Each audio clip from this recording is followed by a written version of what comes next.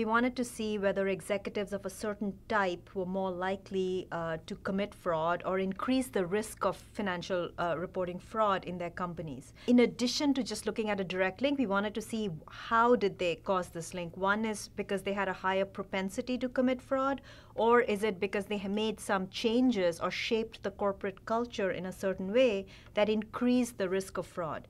So for executives with prior records or criminal records, we find that they actually increase fraud risk in firm because they have a higher propensity to engage in fraud.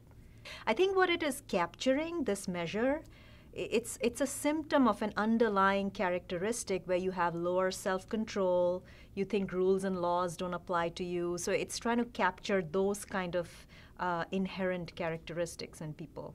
So what we wanted to see is whether frugal or unfrugal executives have a higher propensity to commit fraud or increase the fraud risk through the culture channel or through changes in corporate culture. So what we find is that the unfrugal executives don't have a higher propensity. So they are not, like the record holder CEOs, they don't like to break laws or anything like that.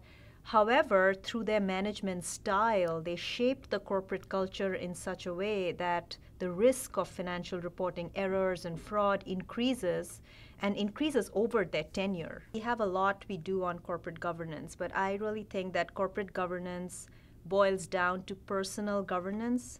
So instead of looking at a series of structural changes we impose on firms, let's look more closely at the person in charge and what are the qualities and characteristics the person has, because that's really what it boils down to.